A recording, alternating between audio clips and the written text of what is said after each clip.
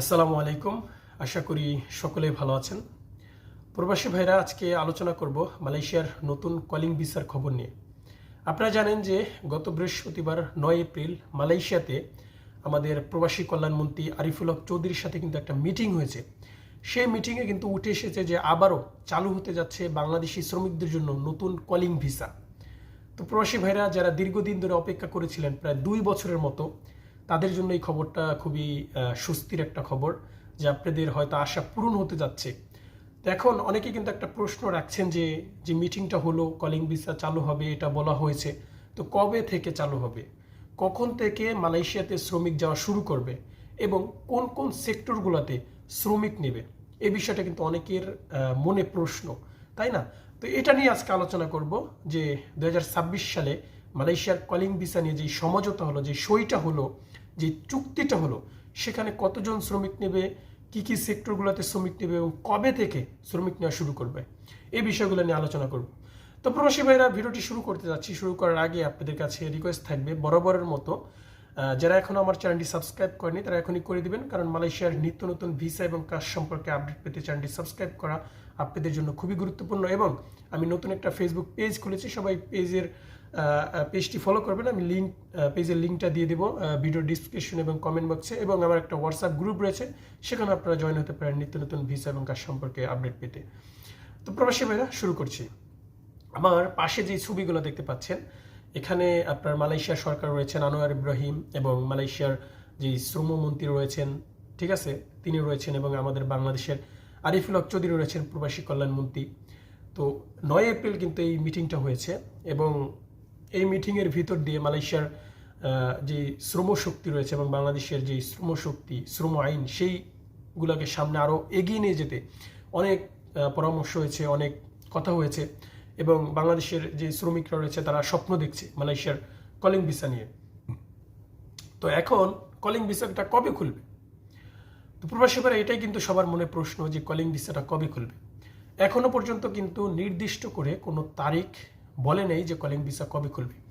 এই কথাটা কেন বললাম, যে ইউটিউবে আপনি সার্চ করলে দেখতে পারবেন, শুধু মালয়েশিয়ার কলিং ভিসা নিয়ে সার্চ করেন, দেখবেন অনেক ইউটিউবাররা, অনেক ভিডিওতে অনেক ভাইরা বলতেছে যে মালয়েশিয়ার কলিং ভিসা খুলবে এই তারিখে, অমুক তারিখে। তো এই জন্য বলে দিলাম যে এখনো পর্যন্ত অফিসিয়ালভাবে বা মালয়েশিয়ার শ্রম মন্ত্রণালয় থেকে বা বাংলাদেশের প্রবাসী কল্যাণ মন্ত্রণালয় থেকে এখনো পর্যন্ত কোনো বিবৃতি দেওয়া হয়নি যে এত তারিখে অমুক তারিখে খোলা হবে। নাম্বার 1 প্রশ্নটা গেল, ঠিক আছে। দ্বিতীয়ত হচ্ছে যে কি কি সেক্টরগুলোতে শ্রমিক নেবে, এই বিষয়টা কিন্তু অনেকেই প্রশ্ন।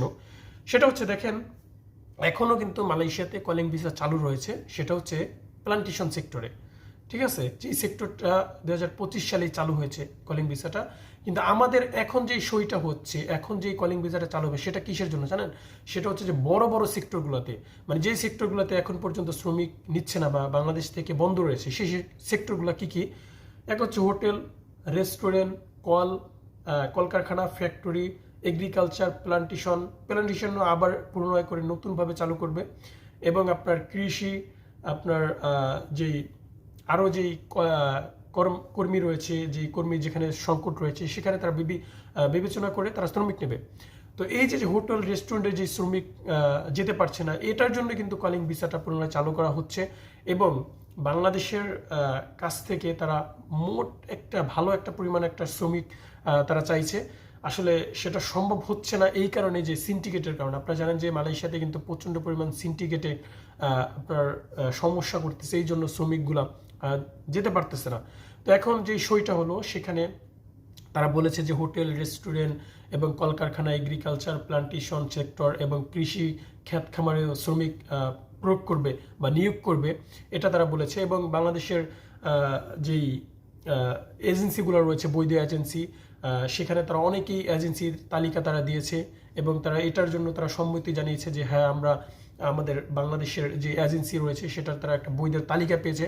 তো এটা নিয়ে কিন্তু 2026 সাল আসার আগে কিন্তু কথা হয়েছে যে তারা এমন একটা এজেন্সির তালিকা চায় যারা 10টা দেশের শ্রমিক পাঠিয়েছিলেন। এটা নিয়ে কিন্তু আমি ভিডিও আপলোড করেছিলাম। তো এটা নিয়ে আমি আর কোনো কথা বলতে চাই না। তো এখন বর্তমান সময়ে যেটা নিয়ে আলোচনা হয়েছে যে তারা এই সেক্টরগুলোতে শ্রমিক নেওয়ার চিন্তা ভাবনা করতেছে, এবং সর্বশেষ যেই খবরটা সেটা হচ্ছে যে বিনা খরচে এবং অল্প খরচে মানে যেই টাকাটা খরচ হলে আপনার সমস্যা হবে না, বা এত পরিমাণ টাকাটা খরচ হবে যেটা আপনার যদি মালয়েশিয়াতে যদি আপনি কাজকর্ম নাও পান তাহলে আপনার কোনো সমস্যা হবে না, সেটা তারা উল্লেখ করেছে। এখন এটা কি আদৌ সম্ভব কিনা সেটা আমি জানি না। তারা বলেছে যে বিনা খরচে শ্রমিক নেবে এবং যে নিয়োগ করবে, যে আপনাকে নেবে মালয়েশিয়াতে যেই কোম্পানি, সেই কোম্পানি আপনাকে সর্বোচ্চ খরচ দিয়ে নিতে হবে। তো এটা তারা উল্লেখ করেছে মালয়েশিয়ার গভর্নমেন্ট থেকে। এখন বাকিটা জানি না কতটা কার্যকর হবে। তো এটাই ছিল মালয়েশিয়ার নতুন কলিং ভিসার সর্বশেষ আপডেট এবং নতুন খবর। আজকে হচ্ছে আপনার 12ই এপ্রিল। এখন কতদূর পর্যন্ত যায় এই মানে সত্যতা সেটা আমি জানি না, কারণ এর আগেও অনেকবার মালয়েশিয়ার কলিং ভিসা নিয়ে বাংলাদেশের যে যমুনা রয়েছে সেখানে ওসাদা বিন ওসমানের সাথে কিন্তু মালয়েশিয়ার যে হাই কমিশনার তার সাথে কিন্তু বৈঠক হয়েছে অ্যাম্বাসেডারের সাথে। তো তারপরে কিন্তু কোনো একটা সুফল পায়নি তত্ত্বাবধায়ক সরকার আন্ডারের সময়। তো এখন যাই হোক, এখন যেহেতু বাংলাদেশ একটা গণতান্ত্রিক সময় ফিরে এসছে, নির্বাচিত সরকার এসছে, এখন দেখা যাক যে আমাদের প্রবাসী কল্যাণমন্ত্রী আরিফুল হক চৌধুরী আমাদের প্রবাসী যে যারা রয়েছেন তাদের জন্য কি সুফল আনতে পারে। তো প্রবাসী ভাইরা আজকে এই পর্যন্ত ছিল। সবাই পরবর্তীর নেক্সট আপডেট পাওয়ার জন্য চ্যানেলটি সাবস্ক্রাইব করে সাথে থাকবেন, যে কোনো সময় আপনাদের মাঝে আপডেট নিয়ে চলে আসবো। তো প্রবাসী ভাইরা ভিডিওটি ভালো লাগলে অবশ্যই শেয়ার করবেন, কমেন্ট করে আপনার মতামত জানাবেন। তো আজকের মতো এখানেই ছিল। খোদা হাফেজ।